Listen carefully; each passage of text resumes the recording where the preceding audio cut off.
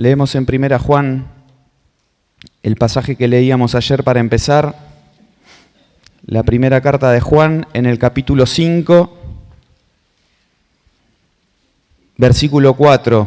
Todo lo que es nacido de Dios vence al mundo y esta es la victoria que ha vencido al mundo, nuestra fe. ¿Quién es el que vence al mundo sino el que cree que Jesús es el Hijo de Dios? Ayer hacíamos énfasis y resaltábamos esa última frase del versículo 4. Esta es la victoria que ha vencido al mundo, nuestra fe. Tu fe, ayer decíamos, el paquete de las cosas que crees, tus convicciones, por lo tanto, son determinantes para tu vida. Son fundamentales, tan fundamentales que según este versículo, esa fe es la que vence al mundo, es la que trae victoria a la vida de una persona, a la vida de un cristiano. Y ayer un poco el desafío, el llamado, la invitación era preguntarnos acerca de nuestras convicciones respecto de Dios. ¿Qué es lo que creemos respecto de Él? Si está en sintonía con lo que la Biblia nos enseña del Dios verdadero o si nos hicimos un Dios a nuestra imagen y tenemos convicciones distorsionadas. Mirá, las convicciones pueden ser cambiadas. Si las ponemos delante del espejo de la Biblia y nos damos cuenta que está mal lo que estamos creyendo y tenemos que modificarlas, pueden ser cambiadas. Ahora, nuestras convicciones también pueden ser ciertas, pero necesitan crecer en intensidad. Y nuestras convicciones también necesitan crecer en extensión. No estoy diciendo nada misterioso, nada extraño. Es lo que el Señor Jesús enseñó cuando a Él le dijeron, aumentanos la fe. ¿Te acordás? Los discípulos le dijeron al Señor Jesús, necesitamos que nos aumentes la fe. Porque se consideraban débiles frente a lo que se venía, frente al mundo que tenían delante, frente a los cuestionamientos, los interrogantes. No sé si es tu experiencia, capaz que a vos te pasa lo mismo que les pasaba a los discípulos. El Señor Jesús varias veces les tuvo que decir, hoy a la mañana lo veíamos entre los colaboradores del Campa, el Señor Jesús varias veces les tuvo que decir a sus discípulos, esos que estaban cerca de Él, que lo veían hacer milagros, lo veían hacer cosas sorprendentes y les tuvo que decir, muchachos, ustedes son hombres de abundante y extensa fe. ¿Eso les decía? No, ustedes son hombres de poca fe. No les estaba diciendo que era inexistente su fe, sino que era poca. Y esa fe tenía que crecer. Tal vez tu fe y mi fe tienen que crecer. Crecer para que sean convicciones cada vez más contundentes en tu vida, pero puestas en el lugar correcto, ciertas, certeras. Ayer decíamos que hay personas que tal vez tienen abundante fe puesta en el lugar incorrecto y es un desperdicio total. No sirve para absolutamente nada creer con toda convicción en algo que es un error. Pero nosotros estamos en la verdad. No porque tenemos algo especial nosotros, sino porque creemos en el que es la verdad, en el único que tuvo y que tiene la autoridad suficiente para decir, yo soy la verdad. ¿Te diste cuenta de eso? Es el único. Por eso cantamos estas canciones con este contenido. Su nombre es sin igual. No hay otro como Él. Estamos hablando de la persona de Jesucristo. Y nos centramos en Él porque cuando nos comparamos con Él, cuando lo vemos a Él, nos damos cuenta que Él es digno. Esa es la persona del Dios del que hablábamos ayer. Alguien que está en todo lugar y el sentimiento o la sensación de su presencia con nosotros va a transformar nuestra realidad. Ser conscientes continuamente que Él está presente te va a ayudar en tu vida de santidad. cuando nos damos cuenta que en nuestra intimidad, en nuestra realidad solitaria, Él está. Cuando tenemos la pantallita bendita o maldita delante de nuestros ojos, Él está. Cuando los novios están solos, Él está. Cuando el matrimonio está solo, Él está. Y te imparte lo necesario para vivir correctamente tu vida, el verdadero sentido de su presencia continua, en todo lugar, en todo momento. Ayer decíamos también que teníamos que pensar correctamente respecto de sus atributos, ¿te acordás? No el péndulo que se va de un lado al otro, sino lo que Él es, tanto verdad como amor, tanto santo como misericordioso. En simultáneo, a la vez, tenemos que creer certeramente respecto de Él. Y lo último que decíamos, ¿te acordás? Tenemos que creer correctamente respecto de sus intenciones, sus propósitos. No dudes nunca más de sus propósitos, de sus intenciones para tu vida. Cantamos en esta última canción, no sé si te diste cuenta de los tiempos verbales de la canción, son fundamentales para entenderla a la letra. La música está buenísima, ¿no? Flor de compositor la escribió, pero la letra, ¿te diste cuenta de los tiempos verbales? Antes, ahora y después. Continuamente el autor dice, yo sé que estuviste, que estás y que vas a estar. Esa certeza, si vos la tenés como una convicción en tu vida, vas a dejar de preguntar, ¿te acordás lo que decíamos ayer? Dejemos de preguntar tanto, ¿por qué? Porque vos sabés que sus intenciones continuamente para vos son de bien, continuamente. No te preguntes más. Que sea una convicción, una realidad, que lo que te pasa en tu vida es para bien. Incluso cuando metemos la pata, pecamos, porque a veces lo minimizamos diciendo metí la pata, me mandé un moco, y en realidad no es otra cosa que pequé, un pecado que a Dios lo afrenta y lo desagrada. Incluso en esas situaciones, si está nuestro arrepentimiento de por medio, Dios tiene la capacidad de transformar las cosas oscuras y malas en nuestra vida en lugares de bendición. Cuando se juntaron ayer, estuvieron viendo el estudio de un caso, ¿no? Un personaje. ¿De quién hablaron? ¿De José? ¿Se dieron cuenta José al final de su vida cómo dice que lo que hicieron sus hermanos con él era consciente que Dios lo pudo transformar? José no estaba diciendo, lo que hicieron mis hermanos es lo que Dios mandó que hicieran para que yo pudiera llegar a ser el principal en Egipto. Eso es una locura pensarlo. Que Dios hiciera que los hermanos de José hicieran lo que hicieran con él. Lo que ellos hicieron estuvo mal. Y Dios no estaba ahí en la decisión de sus hermanos. Pero el Dios de José tuvo la capacidad, porque es el único que puede hacerlo, de transformar lo oscuro y tan malo que le pasaba a José en una oportunidad para su vida. Dios siempre estuvo con él. Que en mi interior no queden dudas. Ojalá te vayas de este mini campamento corto, se nos está escapando, que te vayas de este campamento con convicciones cada vez más firmes. Chicos, ustedes están en la edad clave para las convicciones firmes. La niñez es una etapa que depende de las convicciones de alguien más. Vulnerable, dependiente 100% de las convicciones de los padres. La adolescencia es un periodo de tiempo donde las convicciones están fluctuando, en debate continuo, en definición. La juventud es el momento donde se ve quién realmente tiene las convicciones que tiene que tener. Y hoy yo te invito a que pensemos unos minutos. Ayer pensábamos en nuestras convicciones respecto de Dios. Hoy te invito a pensar unos minutos que tenemos en nuestras convicciones respecto de la iglesia. En tus convicciones respecto de la iglesia. Y créeme que es fundamental para una iglesia su juventud. No es el futuro de la iglesia la juventud de la iglesia, es el presente de la iglesia, la juventud de su iglesia.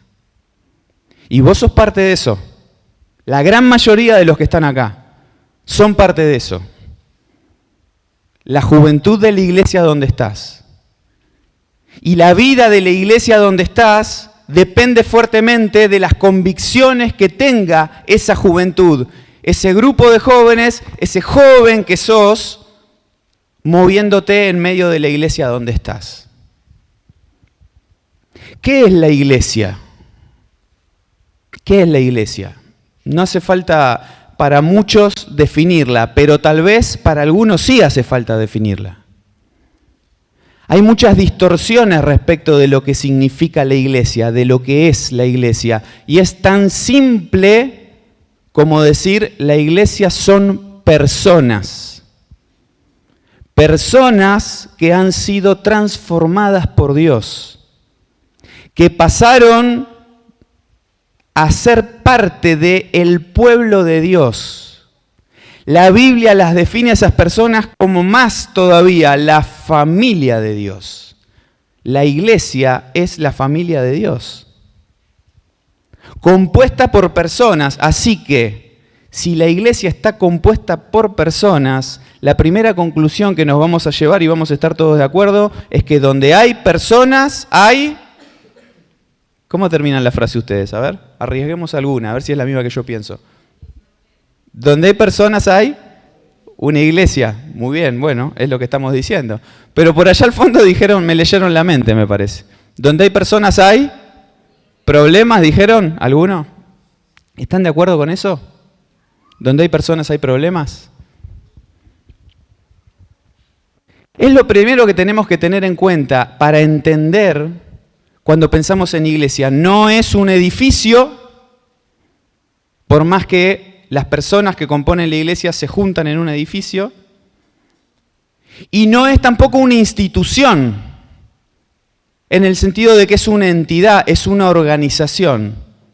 No, la Biblia cuando nos habla de la iglesia se está refiriendo a un conjunto de personas que son parte ahora de la familia de Dios. ¿Por qué hago énfasis en son parte ahora? Porque antes no lo eran. Y la Biblia nos enseña claramente que para poder ser parte de la familia de Dios, tenemos que acceder a ello a través de nuestra salvación. Antes estábamos lejos de Dios en nuestros pecados. Ahora, los que aceptamos a Cristo como nuestro Salvador, nos incorporamos a la familia de Dios. ¿Quién puede decir que entró a la familia de Dios por su capacidad? ¿Quién puede decir que entró a la familia de Dios por sus méritos? ¿Quién puede decir que entró a la familia de Dios porque se lo merece? La Biblia nos enseña que absolutamente nadie puede decir eso, porque somos todos pecadores, todos necesitados, todos lejanos a Dios y a su familia, y necesitamos que alguien nos acerque. Y ahí es donde aparece la persona de la que venimos hablando y vamos a seguir hablando, porque es el centro del cristianismo. El cristianismo se llama cristianismo porque sigue y pone en el centro a Cristo. No a una institución, ni mucho menos a un ser humano. Estamos hablando de Cristo. Dios hecho hombre, viniendo a morir por nosotros, salvándonos y trayéndonos a su familia. Eso es la iglesia. Ahora, yo quiero que leamos en la Biblia y pensemos tres cosas rápidamente en esta noche para ver si nuestras convicciones, lo que creemos nosotros respecto de la Biblia, es lo mismo que Dios nos dice respecto de ella. Las desafiemos y luego sobre esto que vamos a compartir o sobre estas ideas que vamos a ver en la Biblia, vamos a tener un momento por habitación para charlar un ratito más y que ustedes se puedan expresar. ¿Se pudieron expresar ayer? Uno dijo sí, estoy seguro. Y muy segura lo dijo. El resto no sé. Pero chicos, aprovechen la oportunidad para hablar para expresarse, para sacarse dudas, para contagiar al otro y para conocerse, ¿por qué no? Primer pasaje, Hechos capítulo 20, versículo 28. Vamos a ir rápido con estos 3 puntos. Y les repito lo que les dije ayer, si alguno quiere seguir charlando, estoy para eso. Hechos 20, 28. Por tanto, miren por ustedes, por vosotros, y por todo el rebaño en que el Espíritu Santo os ha puesto por obispos, para apacentar la iglesia del Señor, la cual Él ganó por su propia sangre. Mira, el contexto te obliga a hablar de qué está hablando Pablo y entender la primera frase, pero sin intención de usar tiempo en esa parte, quiero quedarme con la última frase. La iglesia del Señor, la cual Él, el Señor, ganó por su propia sangre. Y leemos uno más, en Mateo capítulo 16, versículo 18. Dale rápido con los dedos, así leemos rápido. Mateo 16, 18. Jesús dijo, yo también te digo, se lo dijo a Pedro, que tú eres Pedro, y sobre esta roca, sobre la declaración que acabas de hacer, edificaré la iglesia, y las puertas del Hades no prevalecerán contra ella. ¿Identificaron el error? ¿Qué leí mal? ¿Nadie se dio cuenta que leí mal? ¿Quién lo dijo? ¿Por allá? ¿Y qué está bien? Jesús dijo, sobre esta roca edificaré mi iglesia. Y las puertas del Hades no prevalecerán contra ella. Mirá, lo primero que tenemos que entender para que nuestras convicciones respecto de la iglesia estén bien, sean correctas, es qué opina Dios de la iglesia. Y cuando le preguntás a Cristo qué opina Él de la iglesia, Él dice, no es la iglesia, es mi iglesia. Y no está diciendo mi iglesia porque asiste a una iglesia, porque es miembro de una iglesia, porque participa en las actividades de una iglesia. Mi iglesia es de propietario, es de dueño. Y cuando Jesús dice mi iglesia, no está hablando de edificios ni está hablando de instituciones, está hablando de personas. Y cuando Jesús dice mi iglesia, se acuerda automáticamente de cómo consiguió ser el dueño de la iglesia. Hechos 20 que decía, la ganó con su sangre. ¿Qué significa decir que Jesús derramó su sangre para ser Salvador, para ganar la iglesia? ¿Qué significa decir eso? Significa que estuvo dispuesto a poner su vida por la iglesia. En la figura que usa la Biblia de la iglesia como esposa de Cristo, porque es otra figura que usa la Biblia, dice que los maridos deben amar a la iglesia a la esposa como Cristo amó a la iglesia, y ¿qué hizo? Se entregó a sí mismo por ella. No sé si estás entendiendo a dónde te quiero llevar con el pensamiento. Tenés que entender qué piensa Cristo cuando piensa de la iglesia, para pensar lo mismo respecto de ella. ¿Te acordás cuando Saulo se convirtió en cristiano? Conocés a Saulo, ¿no? Es Pablo. Saulo, nombre de origen hebreo, es lo mismo que Pablo de origen latino. Es la misma persona, no le cambiaron el nombre. Es el nombre con origen hebreo o latino. Pero Saulo, Pablo, siendo un perseguidor de la iglesia, persiguiendo cristianos para matarlos, la Biblia nos relata que en su conversión el Señor Jesús se le presenta directamente. Tuvo una revelación. Creo que ninguno de los que estamos acá tuvimos ese tipo de experiencia. En la vida de Pablo era necesario para que se logre ese cambio, porque él odiaba a los cristianos. A tal punto que iba a buscar permiso de las autoridades para poder agarrar a los cristianos, meterlos en la cárcel, y cuando mataban a un cristiano él decía, estoy de acuerdo. Dice la Biblia en el relato que Jesús se le presenta y le dice, Pablo, ¿por qué perseguís a la iglesia? No le dice eso. Después léelo, Hechos capítulo 9. El Señor le dice, Pablo, ¿por qué me perseguís? Y Pablo podría haber dicho tranquilamente, yo persigo a los cristianos, yo no te persigo a vos. Pero creo que Pablo entendió automáticamente el mensaje que vos y yo deberíamos entender. Déjamelo decirlo en estos términos, el que se mete con la iglesia, se mete con Cristo. Directamente.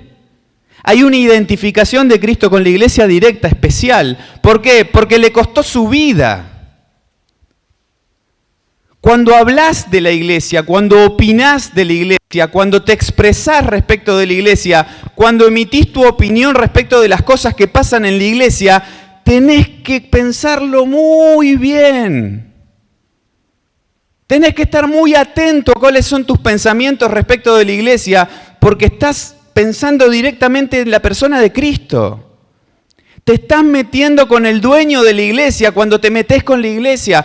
Por eso la Biblia llama tanto a los cristianos a que cuidemos la unidad en la iglesia, el estar juntos, la preservemos, porque lograr que en la iglesia haya unidad, a Cristo le costó la vida. Así que para Él no es lo mismo, no da lo mismo. No le resulta indistinto lo que pasa o deja de pasar en la iglesia. Se trata de su iglesia, sus personas, su pueblo, su familia. Si tu mirada respecto de la iglesia es otra, hoy anda cambiando tus convicciones y alineate con la mirada de Cristo respecto de la iglesia. La iglesia es la iglesia de Cristo. Las personas que a Él le costaron su vida y Él se va a ocupar de cuidar a su gente. Se va a ocupar de cuidarlos. El que se mete con la iglesia, se mete con Cristo. En segundo lugar, en 1 Pedro capítulo 2, versículo 9, hay una expresión muy clara respecto de lo segundo que te quiero llevar a pensar. ¿Cuál es el propósito de la iglesia? A ver si tus convicciones, lo que vos pensás, ¿para qué está la iglesia? Es lo mismo que opina el Señor. 1 Pedro 2:9 dice, ustedes son linaje escogido. Vi un buzo por ahí dando vuelta muy bueno con esto en inglés.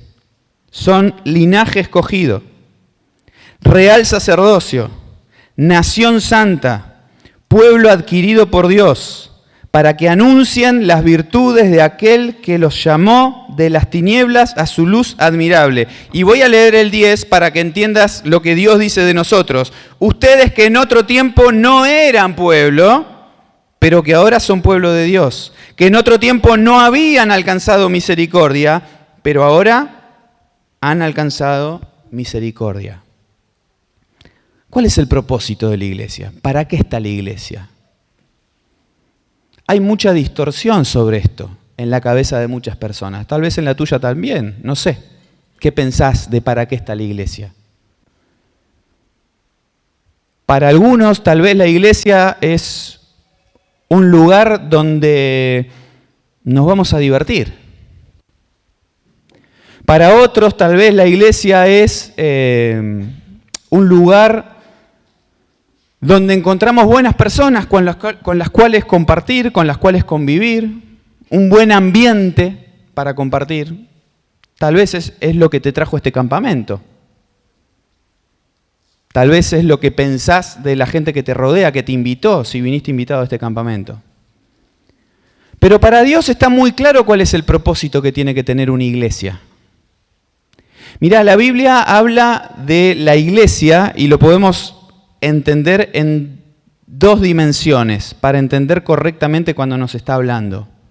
La primera dimensión es la dimensión general, la iglesia universal, es decir, la iglesia de todos los tiempos, desde el momento que nació, Hechos capítulo 2 en Pentecostés, hasta el momento que culmine. Todos aquellos que, no siendo cristianos, entran al cristianismo, no por otra razón, sino porque creen en Cristo en su corazón y Él los introduce a su familia, desde aquel momento hasta ahora se incorporan a esa iglesia universal. Es decir, la iglesia universal está compuesta por muertos y por vivos, ¿no? Personas que vivieron y fueron parte de la iglesia y los que hoy son parte de la iglesia. Esa es una forma de verla y es la dimensión real, general de la iglesia. Ahora, en otra expresión más reducida, la Biblia nos habla de una iglesia local, que es ese grupo de personas al cual tal vez perteneces en el lugar geográfico donde vos asistís. Una iglesia local. Sea que estés pensando en una o en la otra, esto que estamos hablando, del propósito de Dios para la iglesia, aplica de la misma forma, es indistinto. El propósito de Dios para la iglesia de todos los tiempos siempre fue que se anuncien las virtudes de aquel que nos llamó de las tinieblas a la luz. Es decir, que se hable de la persona de Cristo, que se proclame el verdadero evangelio. Y esto no es solamente predicar el evangelio en el sentido de ir al que no conoce el evangelio y contárselo, sino que el sentido más amplio de este versículo se cumple en Mateo capítulo 28 con la Gran Comisión. Vos la conocés, la Gran Comisión. ¿Cuál es? Vayan por todo el mundo, prediquen el evangelio a todas las naciones, a toda criatura, pero no se queda ahí en prediquen el evangelio, sino que continúa diciendo, enseñándoles que guarden todas las cosas que yo les he hablado. ¿A quién se lo decía? A los discípulos. Es decir, la cuestión que Jesús les proponía, les decía a los discípulos era, miren, yo les enseñé a ustedes.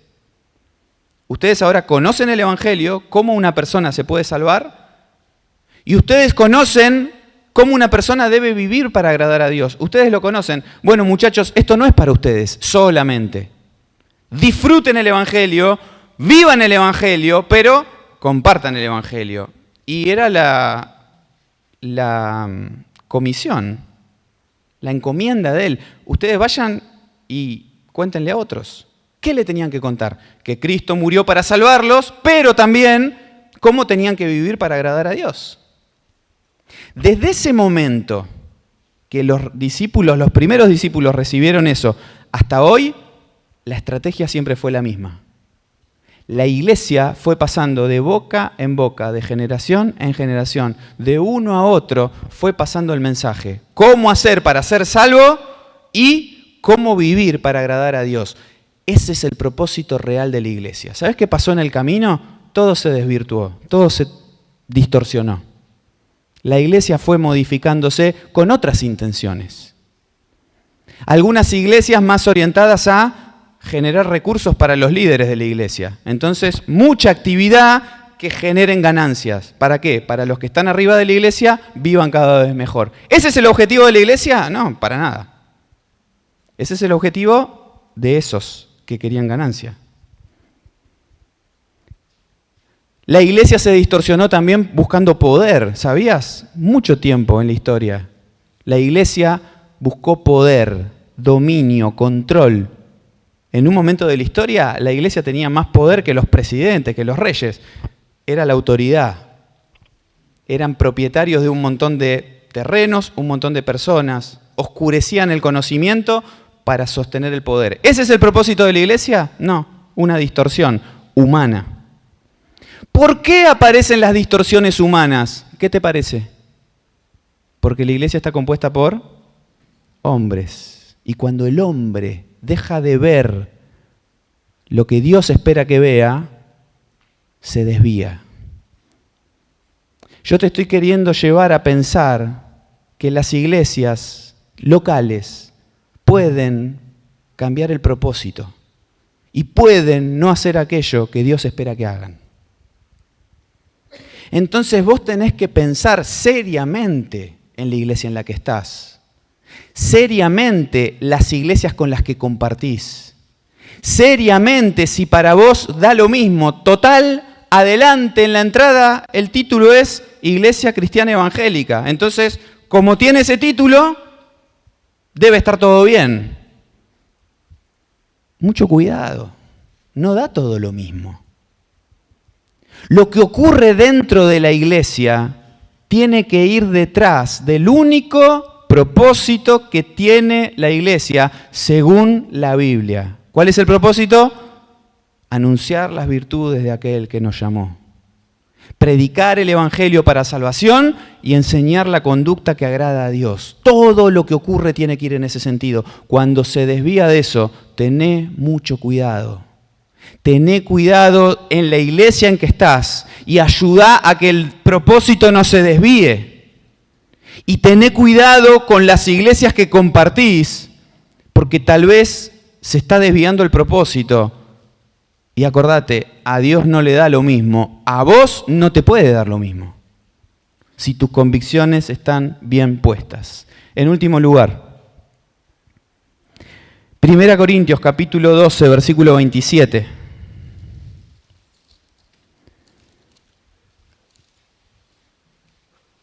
Dice la Biblia, Pablo que se convirtió, como recién pensábamos, fíjate qué notable, ¿no? De perseguir y querer matar cristianos, Pablo se convierte en un perseguido y muere como un mártir entre los cristianos. A Pablo lo decapitaron por predicar el evangelio. ¿Por qué? Porque entendió que esa era la verdad. Dice en 1 Corintios capítulo 12, versículo 27, ustedes, vosotros, pues son el cuerpo de Cristo y miembros cada uno en particular. Todo el capítulo 12 hay que leerlo, todo el capítulo 12 hay que estudiarlo y entender esta figura brillante de Pablo tratando de explicarnos cómo funciona la iglesia. ¿Cómo funciona la iglesia? Como un cuerpo, dice Pablo. La cabeza baja las instrucciones. El cuerpo sano responde a las instrucciones de la cabeza. Y cada miembro ocupa una función particular irreemplazable. O podemos decir que puede llegar a ser reemplazable, pero no de la misma manera que lo hubiera hecho el miembro que lo tenía que hacer. Eso lo podés pensar con cualquier ejemplo respecto de tu cuerpo. Es muy gráfico, muy evidente. Y lo que dice Pablo es, así como funciona el cuerpo, así es la iglesia espiritual. ¿Quién será la cabeza? Venimos hablando demasiado como para que no responda bien esa pregunta, ¿no? ¿Quién será la cabeza de la iglesia? Cristo, el dueño, el que dice qué hacer, el que baja línea, el que manda las instrucciones. ¿Qué deben hacer los miembros? Moverse de acuerdo a las consignas que baja la cabeza. Pero la iglesia está compuesta por personas. Y cuando hay personas llévate esa consigna, acordate. Cuando hay personas hay problemas. Grupo de amigos, problema. Familia, problema. Grupo de trabajo, problema. Donde sea. Iglesia, problemas. ¿Por qué aparecen los problemas? Porque los miembros en la familia, en el cuerpo de Cristo, se resisten muchas veces a las consignas que baja la cabeza y tienen vida propia y quieren decidir por sí mismos. Pero lo que hoy te quiero confrontar y quiero que pienses específicamente en tu vida es si tenés estas mismas convicciones que la Biblia enseña respecto de tu lugar en la iglesia. ¿Cuál es tu lugar en la iglesia? El mismo lugar que un miembro tiene en un cuerpo. Tu vida para los ojos de Dios, si sos parte de su familia, si sos parte de su iglesia, tu vida tiene una función específica. Esto es equivalente a decir, Dios tiene un propósito para tu vida, un propósito general para tu vida, pero un propósito particular para vos como parte de la iglesia. Al Señor no le resulta indistinto si vos estás o no estás. Eso sería una locura. Es como que vos mires tu mano y te resulte indistinto si está o no está. La verdad que tengo dos manos. ¿Para qué quiero la segunda? ¿Pasa eso en tu vida con una persona que más o menos le ande bien la cabeza, ¿no? Que tenga los patitos en línea? ¿Pasa eso? ¿Piensa así respecto de su cuerpo? o cuida cada miembro. Y lo quiere funcionando de la mejor manera. Y cuando alguno se desvía de los parámetros que debería funcionar, nos movemos yendo al médico, haciendo lo necesario para que vuelva, se restaure y empiece a funcionar como tenía que funcionar. ¿Te das cuenta cómo funciona? No sé si te suena la palabra restauración en la vida de iglesia. Eso es lo que se busca. Que el miembro que dejó de funcionar como debería funcionar, empiece a funcionar, se restaure a aquello que tenía que hacer. ¿Qué pensás de tu presencia en la iglesia? ¿Qué pensás de tu función en la iglesia? ¿Te resulta lo mismo? ¿Te resulta indistinto? ¿Te considerás que da lo mismo si estoy o no estoy? ¿Considerás que no tenés mucho que aportar? ¿Considerás que es indistinto para Dios, que Dios no se va a enterar, que a él le va a parecer lo mismo? Tenés que darte cuenta que sos un miembro de su cuerpo. Y esa función que Él pensó para vos, vos podés no hacerla. Podés no hacerla y alguien la va a reemplazar. Pero te aseguro que no va a ser lo mismo. Ni para el cuerpo, ni para tu vida. Tendrías que pensar lo necesario que sos en la iglesia. En 2 sentidos, por lo menos. ¿Cuáles son esos 2 sentidos? Necesitas ir a la iglesia para contribuir a la iglesia. Todo miembro en el cuerpo contribuye al correcto funcionamiento del cuerpo. Y vos en la iglesia tenés que ir a contribuir con lo que Dios te dio para sumar. Pero también tenés que pensar que todo miembro en el cuerpo recibe los beneficios de los demás miembros funcionando a favor del cuerpo. Y vos necesitás ir a la iglesia, ser parte activa de la iglesia para recibir lo que el resto de la iglesia tiene para darte. Necesitamos de la iglesia por donde lo mires, para dar y para recibir. ¿Sabes que escuché varias veces en mi vida el concepto de que cuando tengo un compromiso, cuando tengo una responsabilidad, cuando tengo la obligación, estoy? Pero como no tengo un compromiso, no tengo la responsabilidad, no tengo alguna obligación que cumplir, decido no estar. Y la Biblia nos muestra claramente que todo el tiempo, continuamente, necesitamos ser parte activa, funcional en el cuerpo para hacer aquello que Él espera que hagamos. Acordate, es el cuerpo de Cristo. Cualquier decisión que tomes por tu voluntad, distinta de la que Él te enseña en la Biblia y que Él espera de vos, es un miembro del cuerpo haciendo lo que quiere.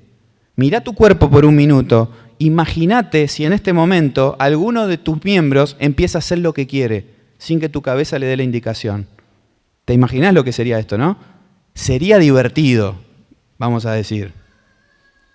Pero sería una locura. Lamentablemente, en muchas iglesias estamos viendo locuras. ¿Por qué?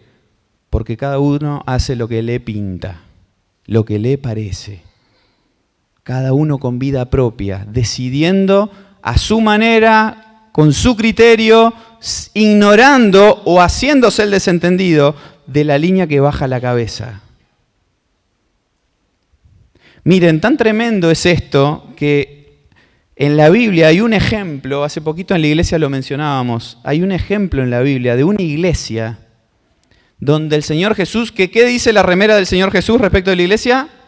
Dueño, el dueño de la iglesia, dice en esta referencia que hace la Biblia sobre una iglesia, la iglesia de la Odisea, que Jesús estaba a la puerta y llamaba para que le abran para poder entrar a la iglesia. ¿Te imaginas? ¿Una iglesia sin Cristo? ¿Cristianos sin Cristo?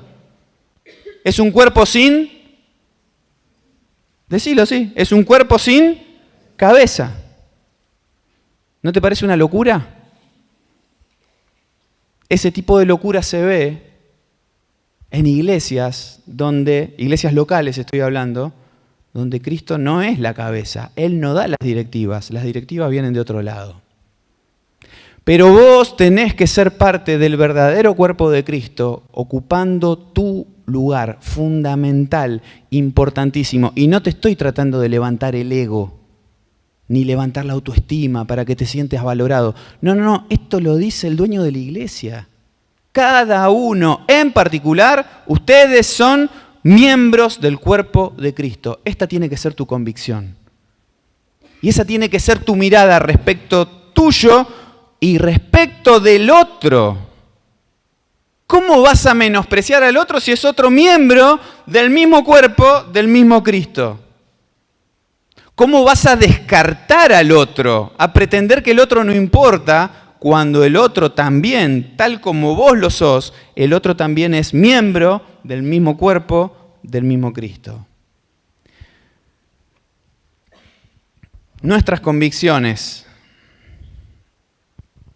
respecto de la iglesia son fundamentales. Mira, yo escribí como cierre de esto que estamos hablando, que es cierto que la iglesia necesita transformarse continuamente para no quedar a la imagen de una generación con prácticas poco atractivas. ¿Estás de acuerdo con eso? La iglesia necesita transformarse continuamente para no quedar a la imagen de una generación con prácticas poco atractivas, pero no podemos perder la visión de lo que nunca cambia a pesar del tiempo, a pesar del cambio generacional. Hay cosas que no van a cambiar en la mente de Dios. Aquello que necesita ser transformado, tenemos que ser, y ustedes como jóvenes tienen que ser agentes de transformación en la iglesia, para bien de la iglesia, pero preservando, custodiando aquello que para Dios no cambia nunca. Lo tenemos que cuidar porque vale la vida misma de Cristo. A Él sí le importa. Vamos a orar, ¿les parece? Y terminamos estos pensamientos respecto de nuestras convicciones sobre la iglesia. Y luego nos vamos a separar por habitación y vamos a estudiar otro caso, otro personaje de la Biblia.